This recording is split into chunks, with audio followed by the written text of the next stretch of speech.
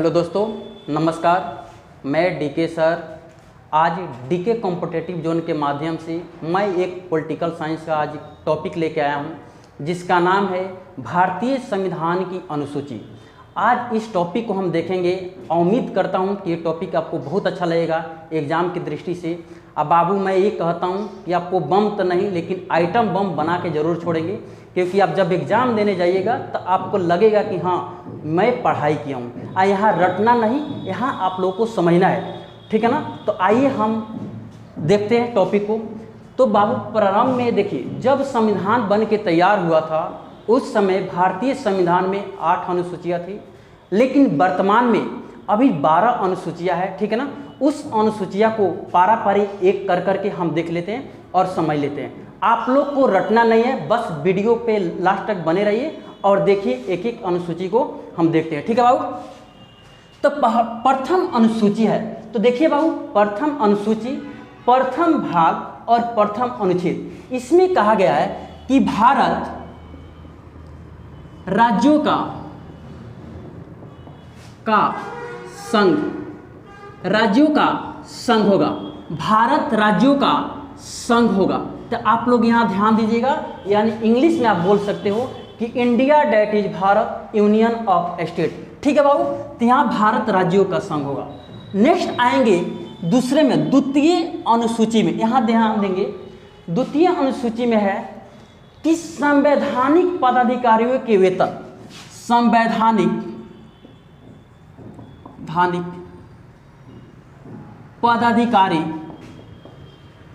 पदाधिकारियों संवैधानिक पदाधिकारियों के वेतन के बारे में कहा गया है। यानी आप लोग बच्चे ध्यान देंगे, सिर्फ आपको संवैधानिक पदाधिकारियों के वेतन याद रखना है, ठीक है ना।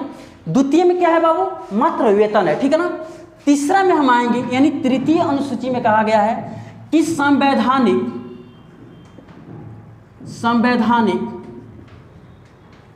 पदाधिकारियों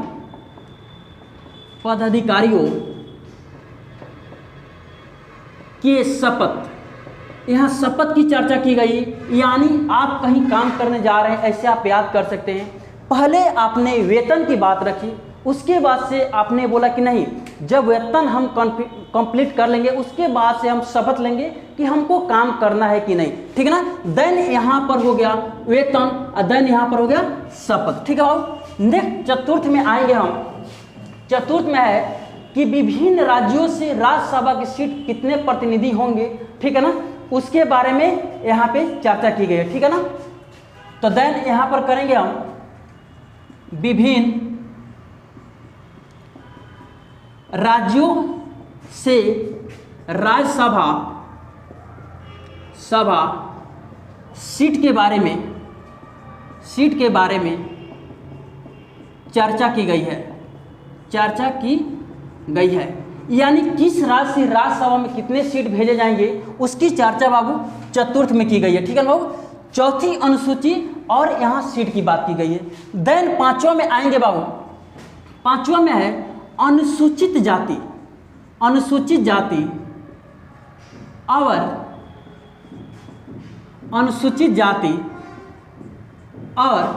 अनुसूचित जनजाति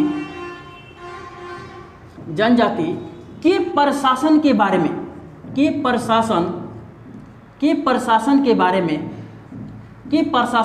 में बताया गया है।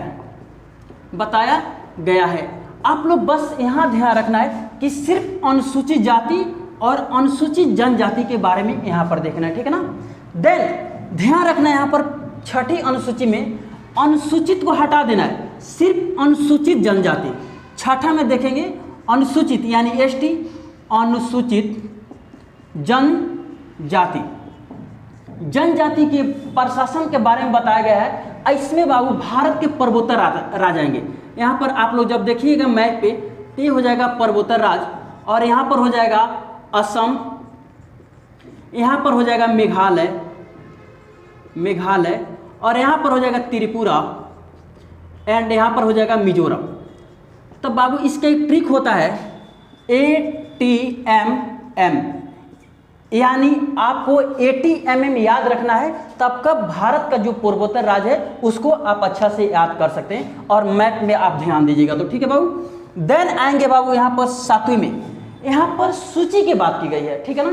यानी भारत में 3 प्रकार की सूचियाँ है, संघ सूची, राज्य सूची, समवर्ती सूची।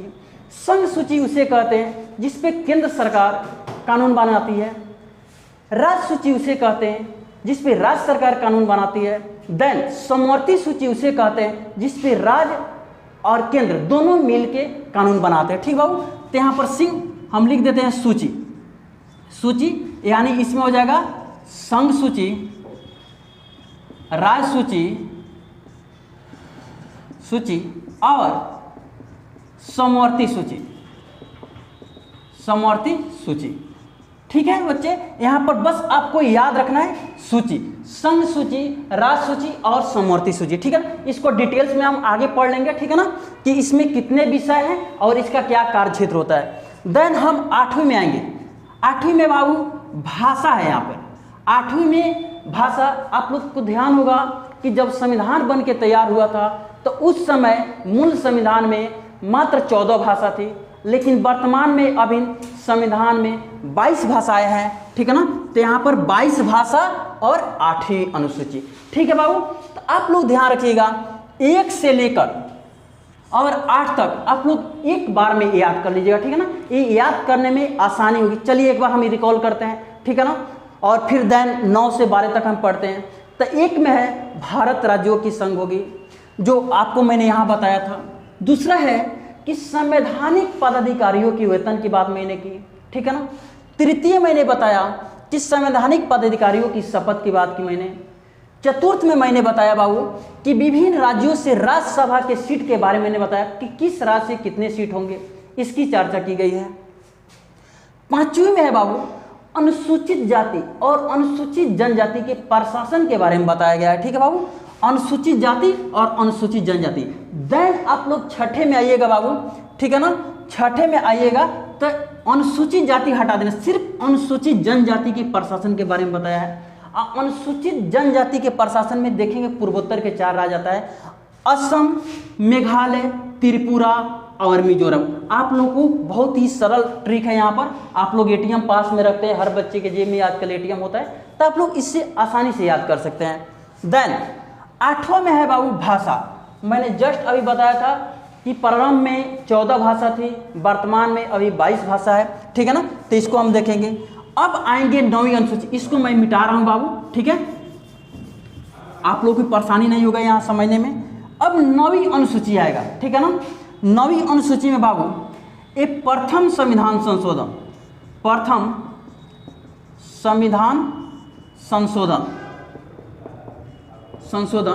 1951 में ये लाया गया। इसमें किया गया बाबू भूमि सुधार को लाया गया। इसके अंतर्गत जिसका जमीन होगा उसका मालिक खुद वही होगा, इसलिए इस कानून को लाया गया। प्रथम संविधान संशोधन हुआ और उसमें भूमि सुधार लाया गया, ठीक है बाबू। देन आएंगे 10वीं में बाबू है 52वें संविधान संशोधन, 52वें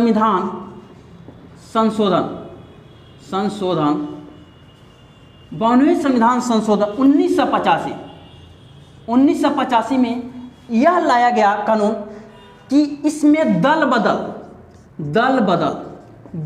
कानून लाया गया। यानी कोई भी प्रतिनिधि, आप अगर चुनाव में इलेक्शन में खड़ा होते तो पहले ये तय कर ले कि आप किसके साथ जाना चाहते हैं। किसी भी राजनीतिक दल के अंदर जाने से पहले आपको ये समझना होगा कि हम किसके पास जाएं। अगर आप चुनाव जीतने के बाद किसी और पार्टी को ज्वाइन करते हैं तो आपका सदस्यता यहाँ पे रद्द कर दी जाती है। इसलिए यहाँ पर आप लोग समझिएगा कि दल बदल कानून है कि आप दल बदल ना करें, यानी जिस पार्टी के साथ आप लड़े हैं उसी के साथ रहें, ठीक है। देन 11वीं अनुसूची है बाबू, इसमें लाया गया है 73वें संविधान संशोधन, 73वें संविधान संशोधन 1993 में एक कानून लाया गया और इसमें बाबू पंचायती राज व्यवस्था राज व्यवस्था को अपनाया गया है, यानी पंचायती राज में क्या क्या इसकी भूमिका होनी चाहिए उसको यहाँ पर दर्शाया गया है। ठीक है, देन आएंगे 12वीं अनुसूची, और इस अनुसूची की लास्ट अनुसूची है, इसमें है 74वें संविधान संशोधन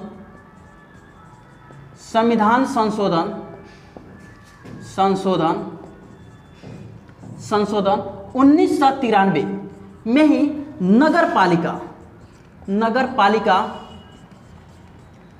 पालिका को लाया गया है। ठीक है ना, नगर पालिका के अंतर्गत कौन सी काम होती है, क्या क्या होता है, यहाँ पर इसको बताया गया है। ठीक है बाबू, तो ये 12वीं अनुसूची है, और आप लोग वीडियो के एक दो बार रोक कर और इसको पढ़ाई कर लीजिए और अच्छा से देखिए, काफ़ी इससे हेल्पफुल होगा आपको एग्जाम में।